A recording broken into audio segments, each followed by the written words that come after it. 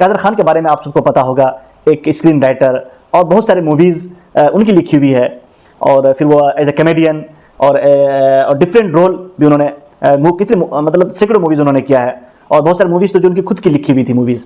افغانستان سے ان کے ابا تعلق رکھتے تھے اور ان کی ماں جو بلوچستان سے تھی.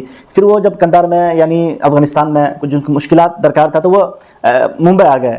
جب ممبئی پہ آئے تو ان کے والدین ایک جھوپڑی میں کہیں رہتے تھے. پھر کچھ دنوں کے بعد جب ان کے والد صاحب جب ان کے امی کی ضروریات پوری نہیں کر سکا تو کچھ انبن ہو گئی، تو جس کی وجہ سے ان دونوں کے درمیان سپریشن ہو گیا، طلاق ہو گئی. پھر اس کے بعد اس کی ماں کی دوسری شادی ہوئی، لیکن ان کے ساتھ بھی وہی پرابلم تھا، وہ کچھ ایسے کام وغیرہ کرتے تھے، روزانہ نہیں جاتے تھے.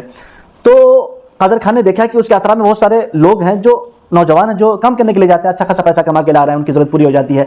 تو جب قادر خان اپنے دوستوں سے متاثر ہو کر کے وہ بھی جانا چاہا، چلو میں بھی کچھ پیسے کما لوں، میری والدہ کی ضرورت پوری ہو جائے گی.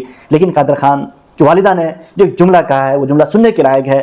یہ جملہ جو نیپال کے جتنے بھی مائیں ہیں وہ اس جملے کو یاد رکھیں اور اس جملے پر عمل کریں. انشاءاللہ آپ اپنے بچوں کا مقدر بدل سکتے ہیں، آپ اپنی فیملی کا مقدر بدل سکتے ہیں. کہ جو قادر خان کی والدہ نے جو بات کہی تھی وہ کیا بات کہی تھی کہ بیٹا پڑھائی کر، چھوڑ نوکری کو، چھوڑ دو اس طرح کے پیسے کو، آپ پڑھائی کرو، پڑھائی کر کے اپنا نام بناؤ. تو یہ جملہ کیونکہ ایک ماں کے دل سے وہ بات نکلی تھی، ایک ماں کے ایک کڑھن تھی، وہ بات قادر خان کے دل میں لگی اور قادر خان نے پڑھنے کا فیصلہ کیا. جب قادر خان اسکول میں پڑھے، کالج میں پڑھے، کیونکہ اس کے اندر ایک جو اسکل تھی، وہ ڈرامہ لکھا کرتے تھے، وہ پلے لکھا کرتے تھے اور لکھنے کی ان کے اندر اچھی صلاحیت تھی. وہ جب کالجوں میں گئے، ڈرامہ میں حصہ لینے لگے، پھر ڈرامہ لکھنے لگے، پلے لکھنے لگے، تو پھر ان کی شخصیت ابھری. ایک وقت ایسا آیا کہ وہ قادر خان کا ایک عظیم ستارہ بن کر کے ابھرے اور انہوں نے ہندی سینما میں اپنا راج کیا، ہندی سینما میں انہوں نے اپنا ایک نام بنایا.